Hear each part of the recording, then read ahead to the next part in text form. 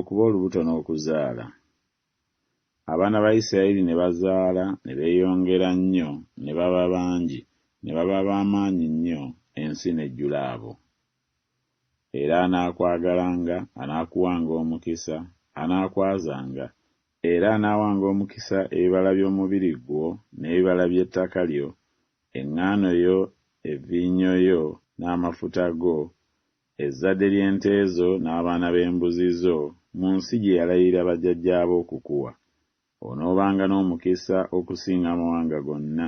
Tewaabenga mugumba mu mmwe, newaakubadde omusajja, newaakubadde omukazi, newaakubadde mu bisibo byo.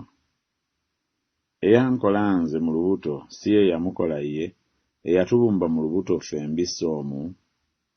Ezzadde lye linaabanga ly'amaanyi ku nsi, ezzadde ly'abatuukirivu linaabanga n'omukisa.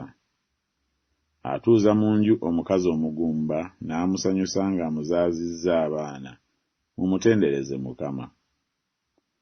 Laba, abaana bwe busika bwa Mukama, n'ebibala eby'olubuto y'empeera ye. Kubanga ggwe olina omwoyo gwange, wambikkako mu lubuto lwa mmange. Kubanga anywezezza ebisiba by'enzigi zo, awadde omukisa abaana b'omu nda yo.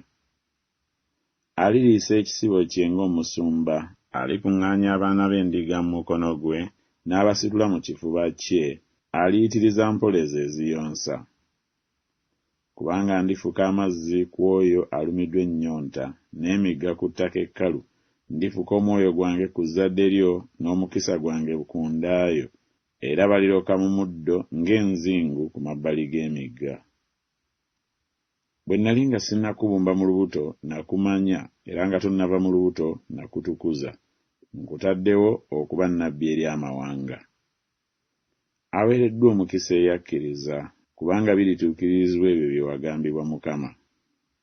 Olw'okukkiriza era ne Saala yennyini n'aweebwa amaanyi okuba olubuto newaakubadde nga yali ayitiridde mu myaka, kubanga oyo eyasuubiza yamulowooza nga mwesigwa. Era n'anfulumya mu kifo ekigazi, yamponya kubanga yansanyukira. Ontegera okutu kwo, yanguwa okundokola, obeere nga gye ndi olwazi olw'amaanyi, ennyumba enkomere okumponya. Malayika wa Mukama asiisira okwetooloola abo abamutya n'abalokola. Kkiriza, Ayi Mukama, okumponya, yanguwa okunnyamba, Ayi Mukama. Naye nze ndi mwavu, neetaaga. Mukama ndowooza, ggwe oli mubeezi wange era omulokozi wange, tolwawo, Ayi Katonda wange.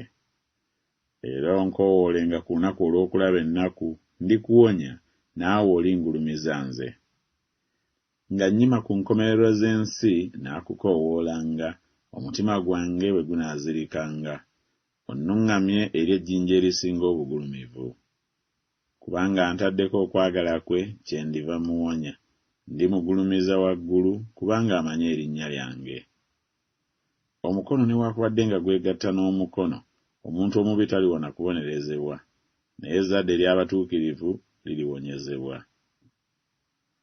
Awa amaanyi abazirika, n'oyo atalina buyinza amwongerako amaanyi. Abavubuka nabo balizirika, balikoowa, n'abalenzi baligwira ddala, naye abo abalindirira Mukama baliddamu obujja amaanyi gaabwe, balitumbira n'ebiwaawaatiro ng'empungu, balidduka mbiro ne batakoowa, balitambula ne batazirika.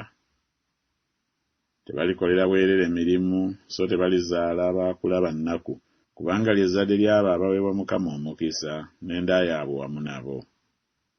Yali nga tannalumwa n'azaala, obubalagaze bwe bwali nga tebunnatuuka n'azaala omwana wabulenzi.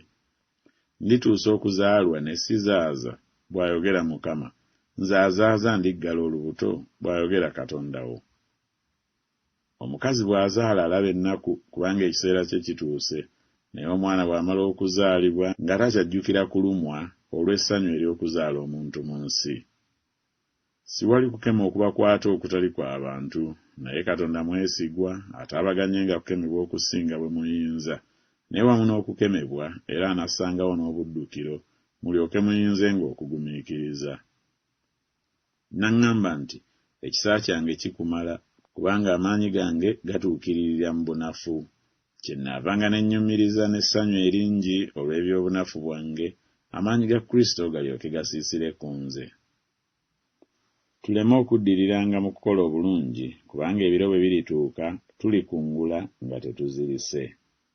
Nnyinzizza byonna Mwoyo ampa amaanyi. Naye anaalokokanga mu kuzaala bwe banaanyiikiriranga mu kukkiriza n'okwagala n'obutukuvu awamu n'okwegendereza.